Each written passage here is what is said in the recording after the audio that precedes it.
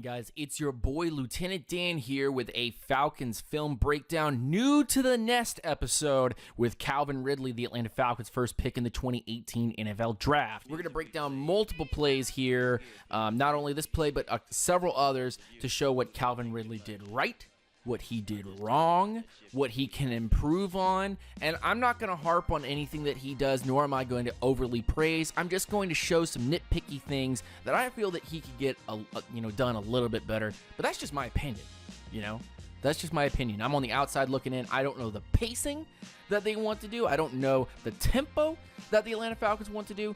So I don't know internally what they're thinking or how they're trying to run their routes is what I'm trying to say. But if we look at this play and we take it for face value, Austin Hooper, the tight end, on the left-hand side of the formation. You got your fullback and Tico Raw in the backfield, so coming out in the I. This is basically an I formation or a variant of the I formation with Mohamed Sanu and Calvin Ridley on the outside. What you're going to see in this play is Calvin Ridley cutting to the inside and Mohamed Sanu basically doing an up and out route. So down the sideline he goes, almost a fade of some sort, but it's almost a pick if you think about it. Here's the play in motion as they go. Boom. And the play goes for no gain, no catch, no nothing.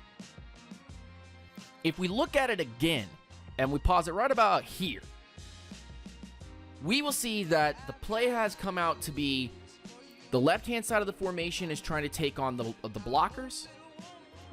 The Hooper run looks like it's dead heat, so that is not where the ball is going. The main route run here, the main target, is Calvin Ridley. Calvin Ridley's cut to the inside of the field to get the linebackers to bite forward is the main idea.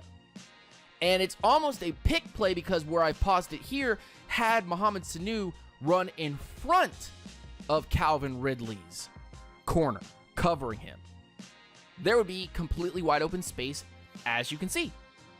And also, on top of this, another little tidbit is that if Calvin Ridley uses that speed that we all know he has right about here, if he cuts and bursts towards the inside of the 40, right where the hash marks are, he's catching this ball and taking it 30 yards, 40 yards, but this is a very nonchalant jog to the inside, and I just feel like this could be an improvement with Calvin Ridley using his speed a little bit more. I will say again, and this will be said several times through the video, I don't know the pacing that the Falcons want to do with Calvin Ridley or with Julio or with Sanu. It differs from team to team and how they want to utilize their players, but when Gabriel, the wide receiver for the Atlanta Falcons last year, he's out there in Chicago now. When he was with the team last year, they wanted to look at him as a home run threat, and he just wasn't able to beat his corners. He wasn't able to make them trail him. They were looking at flat-out speed with Gabriel, whereas Calvin Ridley can get you mid-route with a cut. With a simple cut or head movement, Calvin Ridley can do that, and that is special. That's the reason why the Falcons drafted Calvin Ridley, is because of that specialness.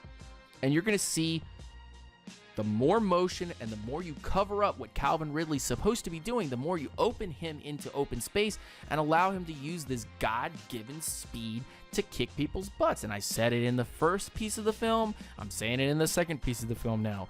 If Calvin Ridley uses his God-given speed, he's going to open up parts of the field for himself.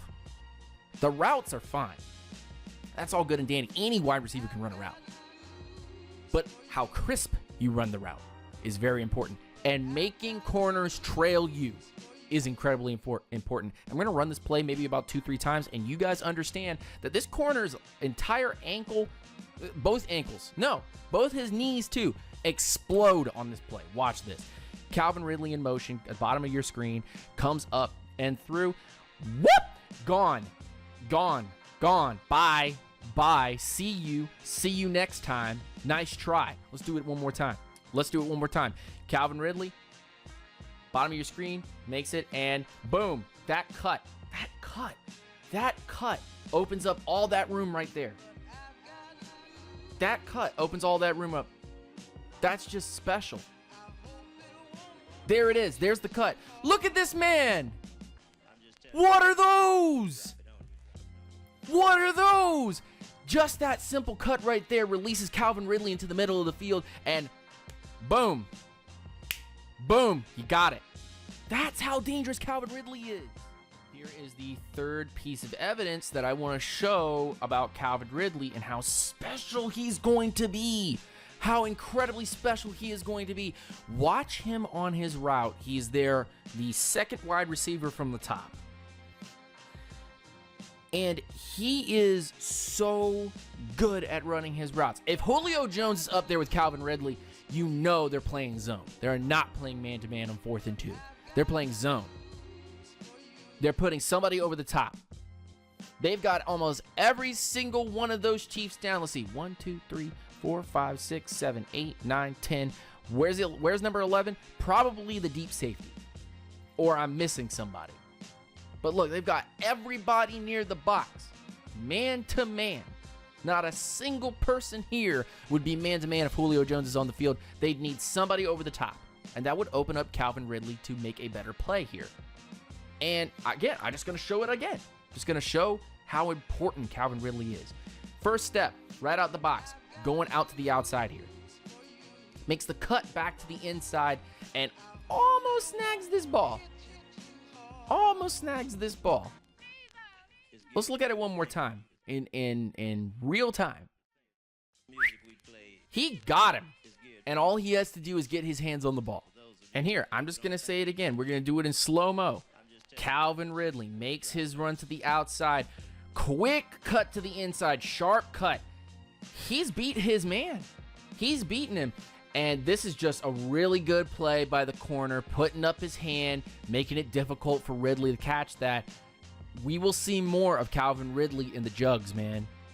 He will get more jugs time. I'm 100% sure he makes this catch the more seasoned that he gets, because it went off his hands. He beat his corner. His corner was literally on his waist. Fuller was on his waist, and Calvin Ridley had hit the inside so hard that hard cut to the outside, hard cut back to the inside, and just explosion. The more seasoned he is, the more that they get him, the more he will become a legitimate problem for defenses.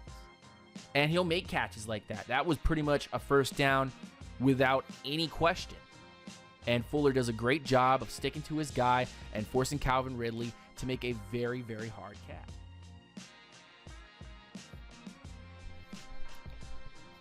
Now, I got so many people telling me that Calvin Ridley is not going to be a slot wide receiver, that they will not use Calvin Ridley underneath, that they will not throw to him as the third wide receiver, potentially on the depth chart. But with Julio Jones not even playing in this game, they did this all game, where Calvin Ridley would go into motion, Calvin Ridley would start out in the slot, Calvin Ridley will motion into the slot, or Calvin Ridley will get some work on the underneath. That's all that's happened.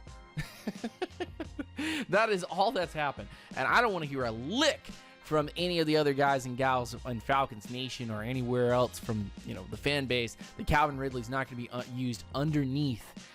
Here's Calvin Ridley as the underneath option. Whoop, get the ball. Little extra speed here, get to the outside, take on a block, and get the first down on that 2nd and 4. This is Calvin Ridley's bread and butter, bro. Look at that. Just right across. Easy peasy lemon squeezy there. And it's just the way that his speed works. Quick cut to the inside, quickly gets this underneath throw. They only need 4 yards. Calvin with that extra speed to the outside. He's not afraid to take hits, man. He's not. Now, I am not bothered by the Falcons putting Calvin Ridley on a lone island out there with a corner and trying to hit him in the back of the end zone. And quite frankly, had he stepped back and made it a comeback route instead of a fade to the outside, this would have not been an interception. It was still called not an interception. He only had 1 foot in when the corner intercepted the ball and he fell out of bounds. But watch Calvin Ridley at the top of your screen here. He's going to release, go up to the top of the screen. Schaub's going to throw one, And maybe this is a little underthrown. Maybe this is just not what Calvin Ridley needs to be used as. I see him more of cutting across the middle of the field and getting some touchdowns. But Calvin just, maybe this is just not the play for him. Let's check this one more time. Maybe this just isn't the type of play you use a Calvin Ridley for. I mean, the speed is great. Maybe if this is cut back to the inside, actually, playing on that, maybe you fake the out route and head back towards the inside of this play. You have a Calvin Ridley touchdown, easy peasy, but it's just my take.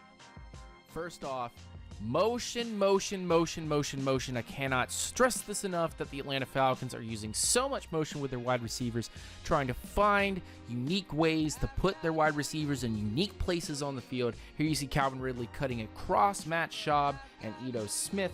You're going to see him get to the outside over here. And basically we're looking at the 4 wide and Ito Smith sidecar. Salbert moving up the screen. And you're basically doing another pick play where Calvin Ridley is following Salbert, finding that open space, and then just dunking back into it. That's all this was. All this was Calvin Ridley following a lead blocker, finding that open space. Look at the space that gets created once Salbert goes up and through. Whoop! Look at that open space. The closest guy is a safety. Maybe both of those are safeties. The closest guys are right there, but the throw is down and low. Only where Calvin Ridley is going to get this. And look, you created space for Calvin Ridley again. It's all about trapping defenses into thinking that Calvin Ridley is not dangerous, into covering him up as, oh, Calvin Ridley's just another wide receiver on the field. And Calvin Ridley makes a little play like this. It's so simple. It's so simple. This is simple stuff, man. When you cover up Julio Jones or Calvin Ridley and you leave that much space open, good things are going to happen. Good things are going to happen. You're going to see more of this through the season. You will. So guys, like I say at the end of all of my videos, if you like the content, please subscribe to the channel, hit the notification bell to be notified of all of my work when it comes out live. Make sure that you go visit us at UNGR_show on Twitter and on Instagram to get an inside kind of look at the day in the life of Lieutenant Dan and how I make film breakdowns. Also go check us out, UNGRshow.com, to go check out our website there. I thought this was a really good performance by Calvin Ridley, and I like what I saw. Cannot wait to see more. He's going to be an explosive weapon for the Atlanta Falcons. Can't wait to see him in the 3rd preseason game with Julio Jones and how they utilize him. It's your boy, Lieutenant Dan, with another Falcons film breakdown. Peace, hair grease, rise up, and stay grounded, y'all. Take it easy.